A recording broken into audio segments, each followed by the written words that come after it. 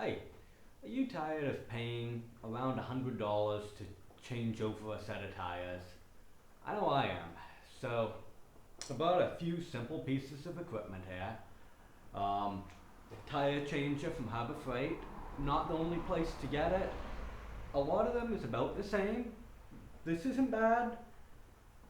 It's definitely usable. I've used it on a couple sets of tires now. From small car tires off my Ford Focus up to 16-inch Tundra rims. The truck rims is a little bit much for it, but it still does it. The other main piece of equipment you're going to need is something to balance your tire. And that's going to be a bubble balancer today. Just a manual, basic, old school balancer. It was used for years. It's not going to give you the same level of a balance that you might get with a spin balancer, but it's not bad.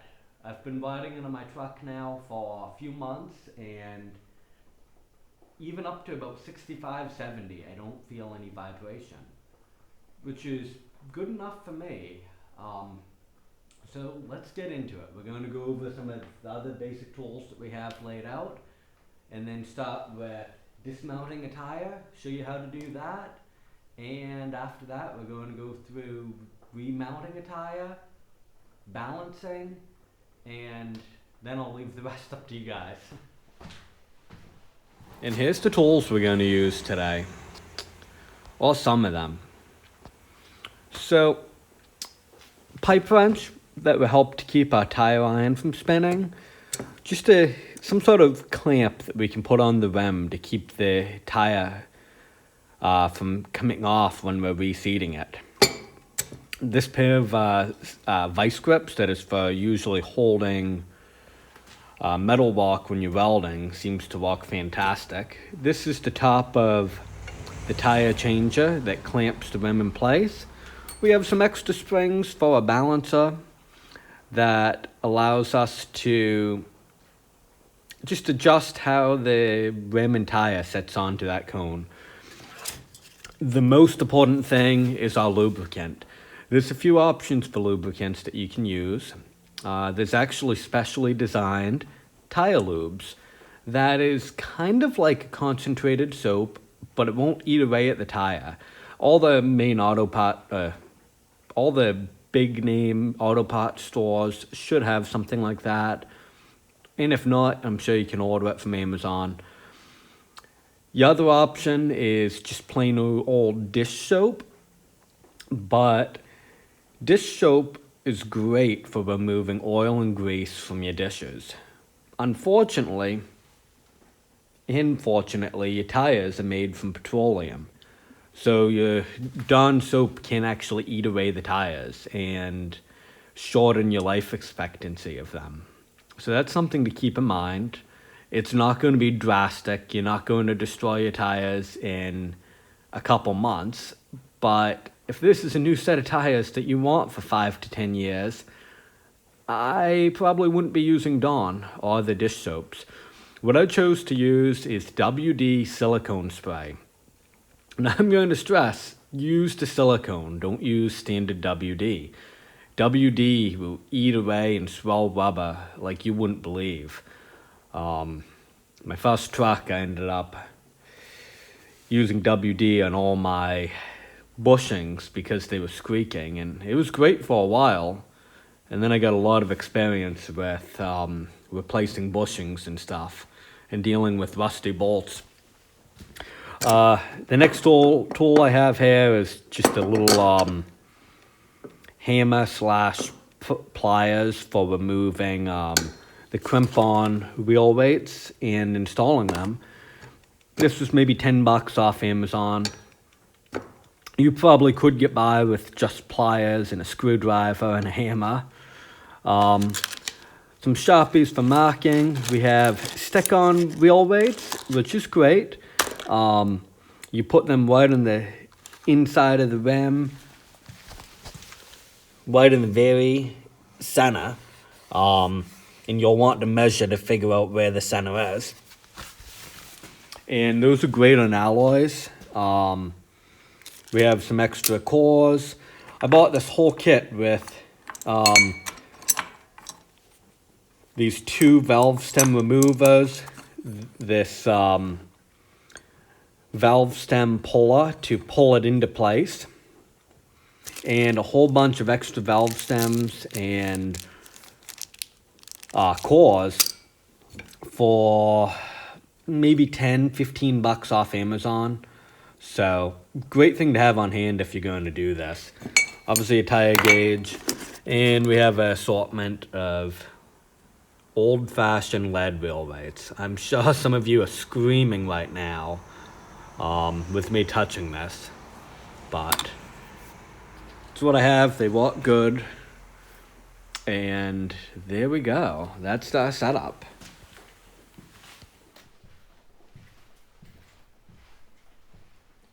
Okay, we're back. Now that we see some of the tools we're going to use, let's get started.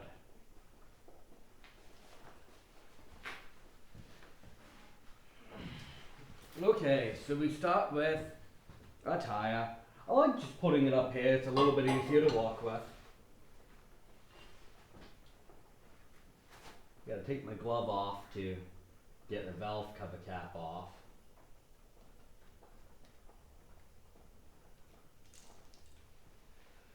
There we go, hold on to that so we don't lose it.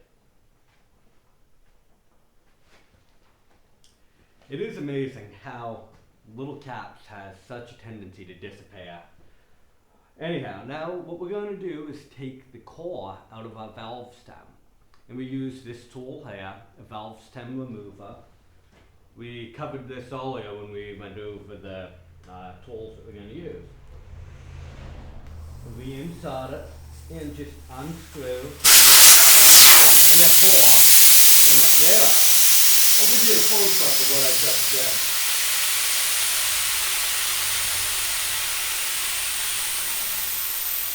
So I don't know how well you can see this. This is the valve stem that gets pulled into the ram. And it pops right up in there. And inside we have a little core. So we use this tool. It has little notches on the end to hold the core. And we just screw it out. And I don't know if you can see it, but that's the core. And now we just have an empty valve stem.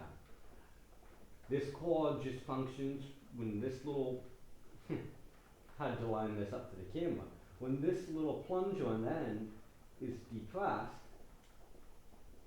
it opens up the valve and allows air in. And that's all it is to it.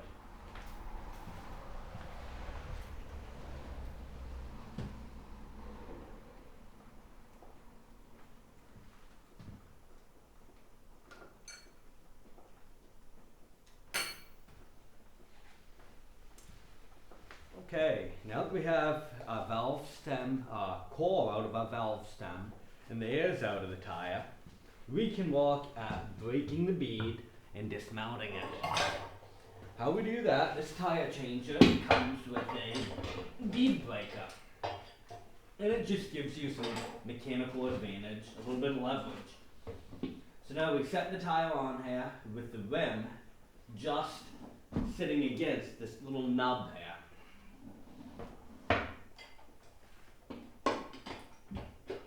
Put a braided bar right in there.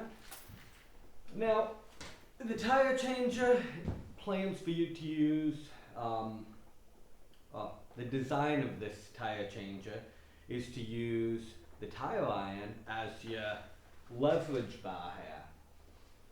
Now that's okay on small car tires like this, I guess, but the first time I tried doing the truck tires, I just bent this thing right over. Some of that could be the quality of the Harbor Freight changer. I don't really want to bend another. They did replace it for me, no questions asked, so that was amazing. But anyhow, to save damaging that, I just used this old handle from Broken Sledgehammer. So we put it right in, a little bit of downward pressure, spin your tire a little bit, maybe a quarter of the way. Do it again. This is going way easier than it normally would. I did just melt this tire before deciding to make this video. But I'm kind of going through the steps. So you want to do it in a few places and then just kind of press on it. It usually won't break on your first press. You kind of split it like a piece of pie. Maybe over here, quarter way. Maybe then you can go back in the center. But your goal is just to work this edge of the tire off the bead.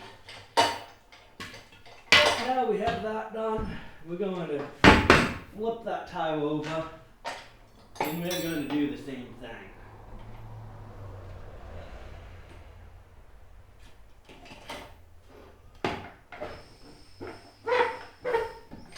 You can even use your foot a little bit to help walk it. And there we go, that tire's broken free. Set our handle aside. Take our rim and we're going to put it up on this plate and clamp it in place so we can walk with it. Now, it's a little bar that sticks up to the side. We just put that through a bolt hole. It helps to prevent the rim from coming much. And the next thing we put on is this clamp on the top. I like turning it a little bit so it's already kind of snug. Turning the clamp solid up against the pin coming up from the bottom. And then we screw this top retainer on. And we want to snug that down nicely. The end of the tire iron slides right in there.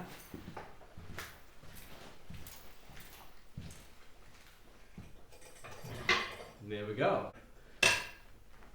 So now we get under the bead, tie it up over the rim, and all we do is spin this right around. One bead's broken. Next step is to do the same under the bottom bead. You might need to pull up a little bit or press your weight into the tire. Keep it from just spinning around.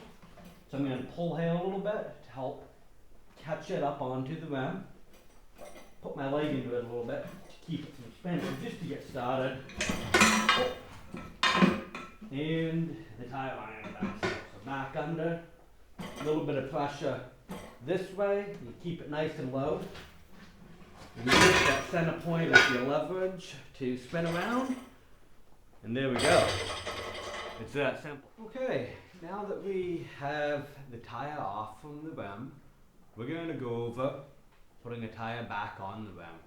So we have a brand new steel rim here. We're going to need to start by putting that valve stem back in this rim. So let's line it up on top of our tire changer clamp mount base. I've heard it called a machine, but I can't quite bring myself to calling this a machine.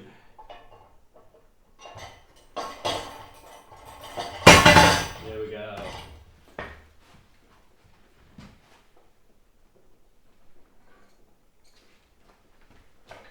So now, to put this valve stem back in, we use this simple tool. And what it does is, once you put this partly through the hole in the rim, you screw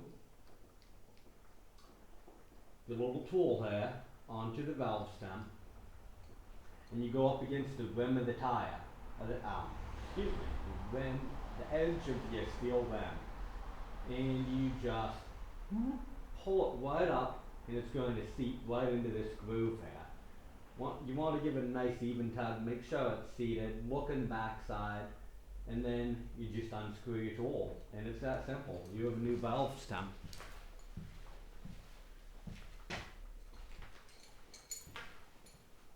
So, we're going to find the hole. Actually, you know what we're going to do before we do that? Keep the tire from wobbling all over the place, or the rim from wobbling all over the place. let's put our clamp in place. So we're ready to go.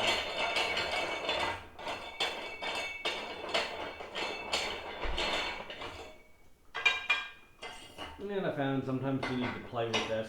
One direction will fit better on some rings, another direction will fit better on other rings for that base plate. So that's on.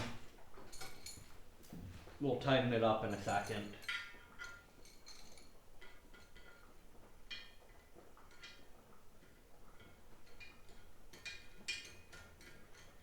Get a stem screwed into this. Grab a little lubricant. We're using WD-40 silicone. Grab a little bit in there. And pull. We're feeling a little pop on the backside. A little tug and wiggle. Looks great. It doesn't take nearly as much force as you would think. That's the amazing thing with the leverage. Now we're going to melt these. Before we melt it, we want to use a little bit of lubricant. Again, use that silicone. Handle stress again, not normal WD-40. Back when I first started working on my own vehicles, I went around and decided my bushings are squeaking underneath. I'm going to put WD all over them. Just normal WD that is in every workshop. It's a great lubricant, but it does eat away rubber. Those bushings were great. They swelled right up. They were quiet for a while. And then I got a lot of experience up here in Maine with rusty vehicles, unbolting things, cutting things. It wasn't fun, but I learned a lesson.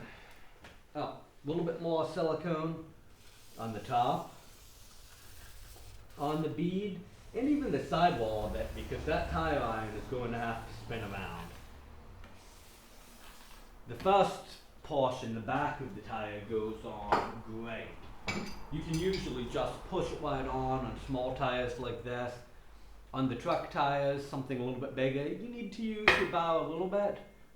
You can get it about 2/3 of the way, rocking it back and forth like you saw me doing and laying my weight into it. This is the one that's a little bit trickier, and I'm using 3 tools here: a tire iron, a pipe wrench, and I'll show you why I use the pipe wrench. This is probably going to be the biggest takeaway from this video if you watched it this far. And just a pair of vice grips that you would use for welding to clamp material down. Or anything that you can kind of clamp onto that bead. This is what I found works good. So, I'm partly getting the tire over the edge, and I'm clamping my vice grip right onto that bead. Now, this took some figuring. What edge do you use? I assumed you would go this way because this would lock onto the rim. It didn't lock. You actually go this way, and I'll come a little bit closer. This portion is what you want to use under the rim of the tire, and you're at a bit of a higher angle, and this little nub is pushing down on the top of the tire on the sidewall and pushing it under. So, we get in there, and I'll show you why I use the pipe wrench in just a second. Let's move out of the way. So you want a nice high angle versus when you're dismounting, and now you're going to spin it around. Now what is happening is it's just spinning like this out of my hand. A lot of resistance here, and my gloves just slipping. So what I ended up realizing is that slipping was getting my way. But if I grab just a simple pipe wrench and put it there, make sure the tire's in that low spot of the rim, and keep that high angle and push it right around. It's not that bad. Now we have the tire on the rim. Take this clamp off, take my gloves off so I can use my hands. Get a tire pressure gauge, air line, and we're going to start filling it. Now when you're filling it, you're going to hear the seat that you always hear at a tire shop, the little knock. There we go, the air's not escaping. So let's get it hot. There's one, there's two. I'm just starting with getting enough air in until it feels hard, and then I'll start taking some pressure reading. Now that we have all our tires mounted on the rims, we're going to balance them. So the bubble balancer has been used for years. I think up until even 1970, 1980, I hear about people still walking in a garage, changing tires with this similar setup. It does have its limitations, however. So what this is going to tell us is if one side of the tire is heavier than the other as it's on there. If this side over here is heavier, we're going to see that and we can add weight. And then we can put some weight on this side of the rim and this side. So if we need to add 2 ounces, we put 1 ounce here, 1 ounce here. And that's great. It is not bad. The next problem that this cannot correct for, and we can see that on this tire. This side is worn down more than this side. It didn't wear evenly. So with a spin balancer, it's going to tell us this side is heavier than this, going this way. So it's going to figure out both if it's a heavy spot over here and we need weight here, and it's going to figure out, okay, this is worn down more, so we need to clip some weights on the inside of the rim to account for that. Now, we can't do that with the bubble balancer, so we'll see how it does. I think it would get us pretty close from what I've seen on other vehicles. Again, it kind of comes down to what you're looking for. That is the drawback to this.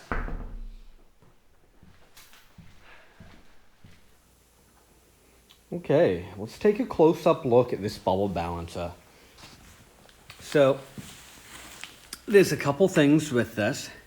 We have our base that we want to be stable. Well, this would help. Stable, and we don't want it going anywheres.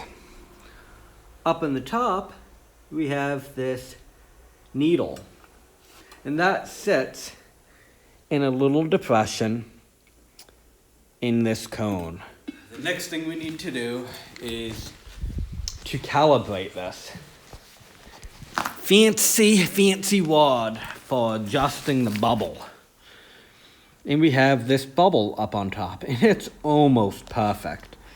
We're going to use these screws to get it perfectly set. And that bubble's right in the center where it needs to be. So now, when the tire sits on here, we'll see if it's in balance. The last component to this is leveling, balancing cone ring, I guess. And this is something I've had to modify a bit on this tire changer. If we put these small tires on here, they're not going to sit down all the way. They're not going to have enough weight to depress the springs so that center bore will sit on the cone. You can press it on and then it will go up and shift sideways. So I had to special order new springs and figure out, based off of the weight of the tire and all that, what I needed for springs. I now have a selection. Really would have been great if this was designed a little bit differently. Okay, So, we're going to try to put this tire on, this rim and tire on without shaking it around too much. There we go. Let it just stabilize for a second, and we're going to see where it goes. Now we're going to grab some of our wheel weights. We have an assortment up here from 1 ounce to probably half an ounce, it looks like. And some bigger ones if we need them. Oh, stop playing with the 1 ounce. So, I'm just going to use my finger and start poking and see what brings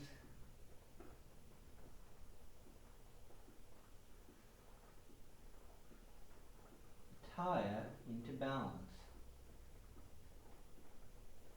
And right here seems to. So let's set that 1 ounce on the rim and see what it does. Now let's set another 1 ounce and see if that's too much.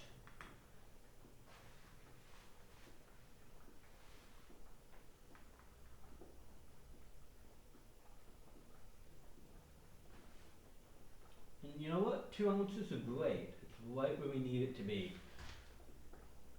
So, we're going to split the difference here. One will go right here, and the other will go on the back side of the tire. Grab a little wheel weight hammer.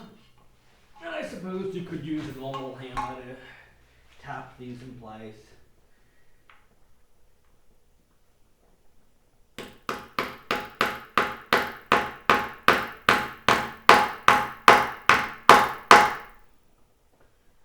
And that's fantastic.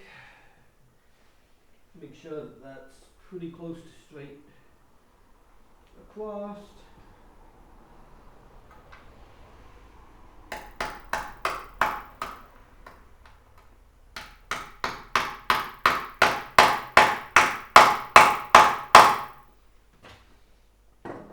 And now we have both wheel weights on.